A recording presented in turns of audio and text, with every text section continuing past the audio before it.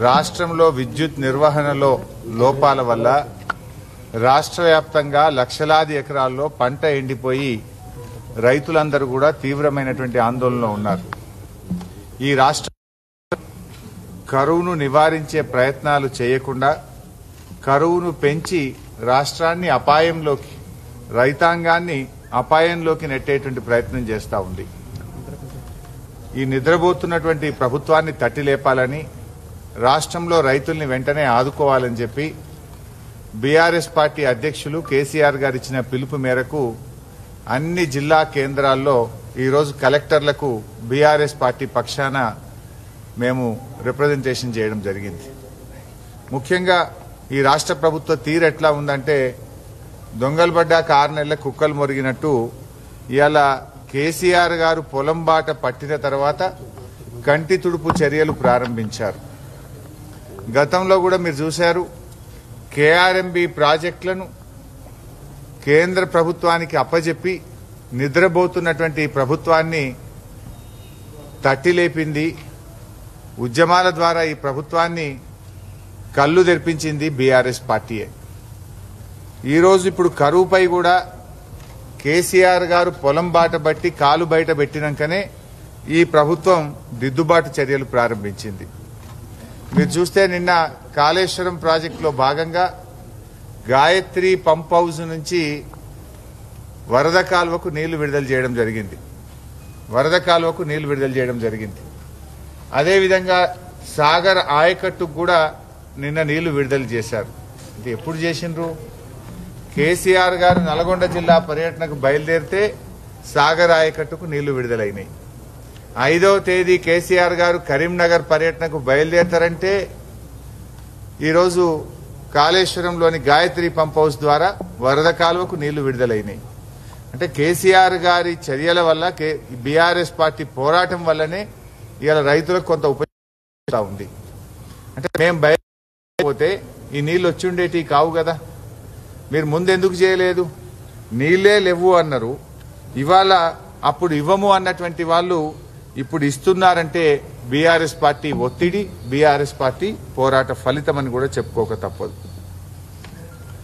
అదేవిధంగా ఈరోజు రైతులకు బీఆర్ఎస్ పార్టీ తరఫున మేము న్యాయం చేయాలని ప్రభుత్వం ముందు కొన్ని డిమాండ్లు పెడతా ఉన్నాం. వడగళ్ల వాన వల్ల కానీ,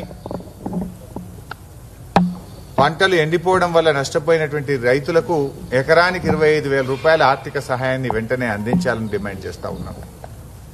100 రోజుల్లో మీరు అమలు చేస్తామన్న హామీలన్నీ కూడా తక్షణమే అమలు చేసి రైతుల్ని కాపాడాలని చెప్పి మేము కోరుతా ఉన్నాం. మీ ఎలక్షన్ మేనిఫెస్టోలో ఏం చెప్పింది కాంగ్రెస్ పార్టీ? రైతులకు అనేక వరాలు కురిపించారు. 100 రోజుల్లో అమలు చేస్తామన్నారు. బాండ్ పేపర్లు రాసి ఇంటింటికి పంచి ఎన్నికల్లో మీరు అధికారంలోకి వచ్చారు. మరి 100 రోజులు గడిచింది కదా. నిన్న ఉత్తమ్ కుమార్ రెడ్డి గారు ఆయన సావు కబురు సల్లగా చెప్పినట్టు ఎలక్షన్ కోడ్ ఉందని చెప్తున్నాడు. ఎలక్షన్ కోడ్ వస్తుందని నీకు తెలియదు ఉత్తమ్ కుమార్ రెడ్డి గారు? అయినా ఎలక్షన్ కోడ్ ఎప్పుడు వచ్చింది? నీ ప్రభుత్వానికి 100 రోజులు నిండిన తర్వాతే ఎలక్షన్ కోడ్ వచ్చింది. నీకు నీ 100 రోజుల్లో అమలు చేయడానికి ఎలక్షన్ కోడ్ ఎక్కడ అడ్డంకి రాలేదు. అంటే మీరు రైతుల్ని మోసం చేసిండ్రు, రైతుల్ని ఇలా దగా చేసింది కాంగ్రెస్ పార్టీ. 100 రోజులు ఎలక్షన్ కోడ్ రాలే. 100 రోజులు ఎందుకు అమలు చేయలేదు? మీరు ఆ రోజు ఏం చెప్పినారు? డిసెంబర్ 9వ తేదీ నాడే 2 లక్షల రుణమాఫీ చేస్తామని రైతులకు మాట ఇచ్చి ఇవాళ 4 నెలలైనా రుణమాఫీ చేయలేదు. బ్యాంక్ అధికారులు వెళ్లి ఊర్ల మీద పడి రైతుల్ని వేధిస్తున్నటువంటి పరిస్థితి.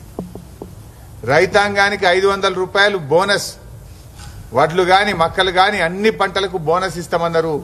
ఇప్పుడు యాసంగి వడ్లకు మక్కలకు వెంటనే బోనస్ ఇచ్చి కొనాలని చెప్పి మేము కాంగ్రెస్ పార్టీని, ఈ ప్రభుత్వాన్ని డిమాండ్ చేస్తా ఉన్నాం. అదేవిధంగా మీరు రైతాంగానికి ఎకరానికి 15,000 రూపాయల రైతు బంధు ఇస్తామని ఆ రోజు మాట ఇచ్చారు. ఇచ్చిన మాట ప్రకారంగా తక్షణమే ఎకరానికి 15,000 రూపాయల రైతు బంధు విడుదల చేయాలని చెప్పి మేము డిమాండ్ చేస్తా ఉన్నాం. మీరు కౌలు రైతులకు కూడా ఎకరానికి 15,000 ఇస్తామన్నారు. వ్యవసాయ కూలీలకు 12,000 ఇస్తామన్నారు. రైతాంగానికి 24 గంటల కరెంట్ ఇస్తామని చెప్పారు. కానీ రైతులకు ఇచ్చిన ఏ ఒక్క మాట కూడా కాంగ్రెస్ పార్టీ నిలుపుకోలేకపోయింది. అడుగడుగున కాంగ్రెస్ పార్టీ ఇలా రైతులకు అన్యాయం చేస్తా ఉంది. కొత్త పథకాల మాట దేవుడెరుగు గాని ఉన్న పథకాలను కూడా ఉడవికే విధంగా ఇలా కాంగ్రెస్ ప్రభుత్వ తీరున్నది. కేసీఆర్ గారు ఉండగా సకాలంలో రైతు బంధు వచ్చేది, ఇలా రాకుండా పోయింది. కేసీఆర్ ఉండగా నాణ్యమైన 24 గంటల కరెంట్ వచ్చేది, ఇలా 14-15 గంటల కరెంట్ వస్తలేదు. కాలిపోయే మోటార్లు, పేలిపోయే ట్రాన్స్ఫార్మర్లు, రైతుల మీద తీవ్రమైనటువంటి ఆర్థిక భారం పడతా ఉంది. అందువల్ల మేము ప్రభుత్వాన్ని డిమాండ్ చేస్తున్నాం, ఈ ఎండిపోయిన పంటలకు తక్షణమే 25,000 రూపాయల డబ్బు విడుదల చేయాలని, యాసంగి వడ్లకు మక్కలకు 500 రూపాయల బోనస్ ఇచ్చి కొనాలని, 15,000 రైతు బంధు వెంటనే విడుదల చేయాలని, కౌలు రైతులకు 15,000 ఎకరానికి అందించాలని, వ్యవసాయ కూలీలకు 12,000 ఇవ్వాలని. ఇవేవి మా గొంతెమ్మ కోరికలు కావు. ఎన్నికల ముందు మీరు ఊరూరు తిరిగి చెప్పినటువంటివే, మీ మేనిఫెస్టోలో పెట్టినటువంటివే, 100 రోజుల్లో అమలు చేస్తామని బాండ్ పేపర్ల మీద రాసిచ్చినటువంటివే. ఇచ్చిన మాటకు కట్టుబడాలని చెప్పి మేము ఈరోజు కాంగ్రెస్ ప్రభుత్వాన్ని డిమాండ్ చేస్తా ఉన్నాం. మాది అధికారంలో ఉన్నా ప్రతిపక్షంలో ఉన్నా బీఆర్ఎస్ది ఎప్పుడూ రైతుల పక్షమే. ఆ రోజు మేము అధికారంలో ఉంటే దేశంలో ఎక్కడ లేని విధంగా రైతు బంధు తెచ్చింది మేమే, రైతు బీమా ఇచ్చింది మేమే. ఆ పథకాలను ఒకటిగా కోతలు పెడుతూ, పార్టీ అంటేనే భారత రైతుల సమితిగా, అంటే బీఆర్ఎస్ అనేది ఎప్పుడు రైతుల పక్షపాతిగా పనిచేసినటువంటి పార్టీ. ఇవాళ మీరు కేసీఆర్ గారు మొన్న ఎంత మంచిగా మాట్లాడింది, ఏమన్నా మీ రాజకీయం మాట్లాడిండా? మొన్న పొలం బాట పట్టిన కేసీఆర్ గారు రైతుల గురించి మాత్రమే మాట్లాడిండు.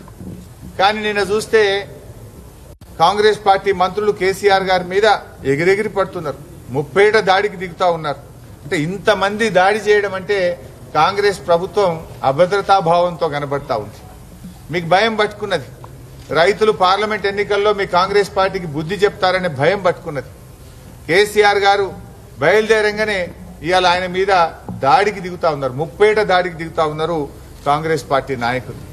ఇది కాలం తెచ్చిన కరువు కాదు, కాంగ్రెస్ పార్టీ తెచ్చిన కరువు. మీ వైఫల్యం, కరెంట్ ఇవ్వకపోవడం మీ వైఫల్యం, నీళ్లున్నా ఇవ్వలేకపోవడం మీ వైఫల్యం. ఇవాళ మొన్నటిదాకా నీళ్లు లేవన్నారు, మరి ఇలా గాయత్రి పంప్ హౌస్కి వెళ్ళి నీళ్లు ఎట్లా బయటకు వచ్చినాయి? మొన్నటిదాకా నీళ్లు లేవన్నారు, సాగర్ ఎడమ కాలువలో నీళ్లు ఎట్లొచ్చినాయి? నేను ఇంకో డిమాండ్ కూడా చేస్తా ఉన్నా, మా సిద్దిపేట జిల్లాలో ఇలా కూడవెల్లి వాగులోకి తక్షణమే నీళ్లు విడుదల చేయాలని చెప్పి నేను డిమాండ్ చేస్తా ఉన్నా. ఎందుకంటే కూడవెల్లి వాగుకు 2 వైపులా పంటలు ఎండిపోతా ఉన్నాయి. సమస్య లేని ఇల్లు ఉండదు, పరిష్కారం లేని సమస్య ఉండదు. బంధాలు గొప్పవి, బాధలు చిన్నవి. మీ సమస్యని మేము పరిష్కరిస్తాం. రండి మాట్లాడుకుందాం.